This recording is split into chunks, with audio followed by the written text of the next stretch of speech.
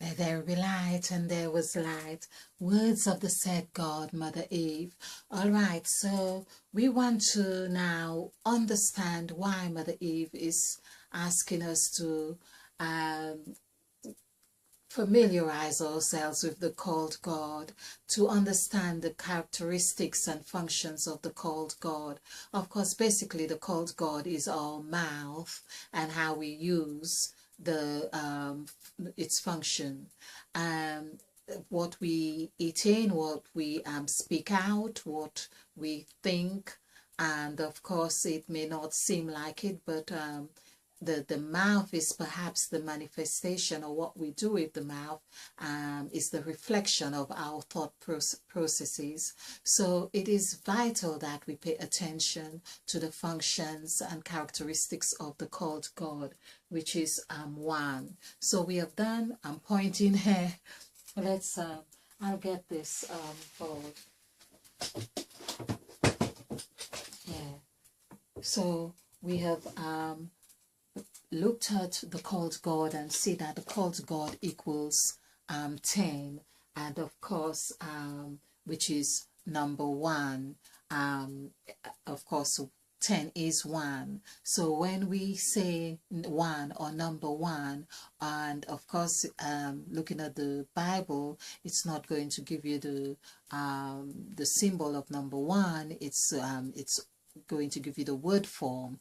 This is where we understand through numerology that there are messages being given to us, but we need to have a mathematical conversion or understanding, so we can understand what Mother Eve is conveying.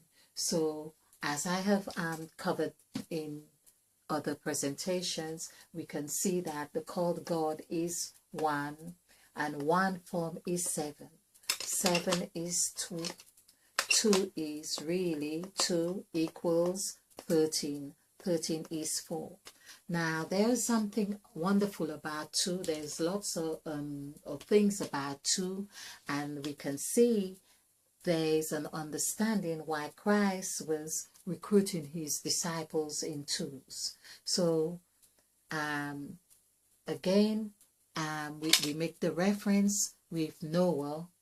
In fact, I'm working intuitively, and Noah was, well, I just get this inclination to do the numerical value on Noah. And of course, this AH I have discovered has a wonderful presence to it as well. And that I covered in a presentation on, not just one, several presentations on Abraham and Sarah. This R word here, so it's like no R. I just got a very close insight to the meaning of this. Basically, we are supposed to know, KNOW, know what R means. We can see adding 1 plus 8 together equals 9. That's not where I was meant to be going with this, but this is just to show us some insight here. 5 plus 6 is 11. This is where we have 11. If I do the numerical value for 11, it equals 9. So we have 9 here, and we also have 9 there. I want to prove this to you, well, in case you are new to this channel. So the word 11, E-L-E-V-E-N, which has even in it, which has Eve in it. Mother Eve is right there. And there is leaven and so on, and level, and lots of words in here.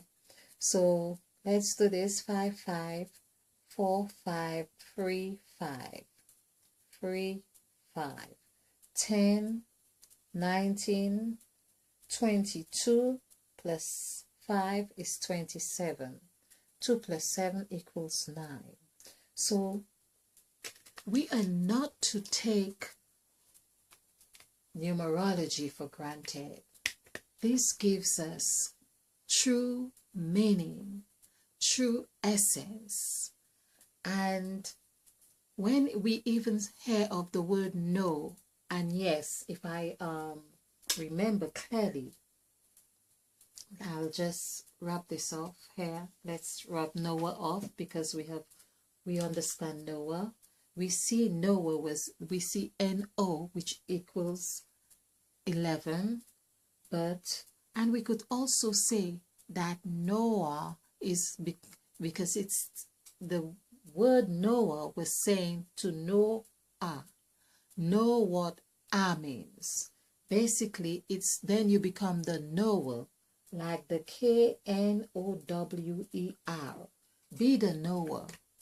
And Noah was taking the animals into the ark by twos, meaning there's the 13 was talking to us. That's what it was about. And there were pairs of sevens. So, and then it was 7 and 2s. So there we see that he was taking some in by 7, we are told, and some 2. Can we see the difference here? So 7 is 2, and 2 here we have 4.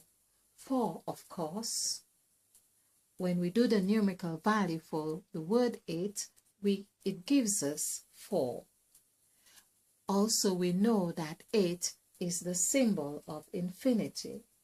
It is a set. We could say that. This is the mouth of, again, the set. The set is in the words that we speak, good and evil. This is where we weigh the opposites. It's the 10.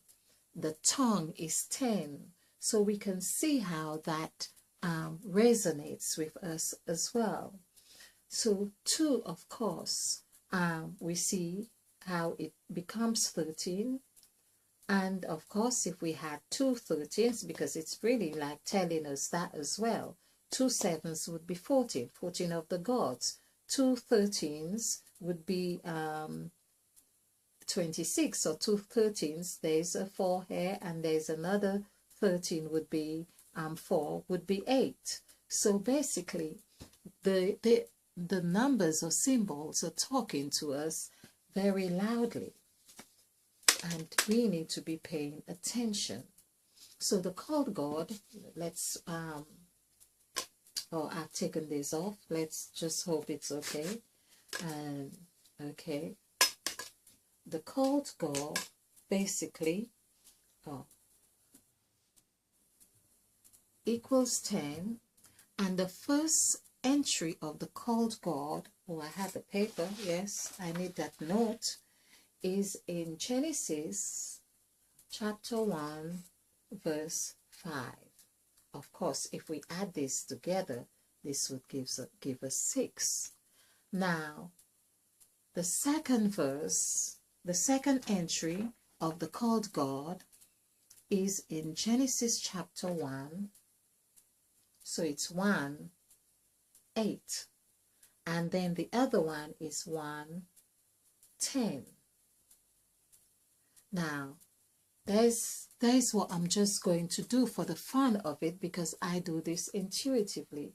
So we have 3 entries of the called God. This is what I want to do. The 3 entries of the called God, this is 5 plus, just to ensure I've got this correctly, yes. So 5 plus 8, 13 plus 1 is 14. So this 3 entry has added up to the 14 gods. Of course, 1 plus 4 equals 5. And we can see how the called God is also present and central here. So the called God, basically they're elements of vibration or of the position of the gods that are obscured to all to us until we take the time to understand their function and know that everything has a relationship in that sense, for it to, like Emmett Fox would say, nothing comes into your consciousness unless it finds something like itself on which to attach itself to. And so the called God, for it to become conscious, or for us to be conscious of the called God, we need to be able to identify with the called God in the new position. So right here, he is not very, oh, my battery is getting low.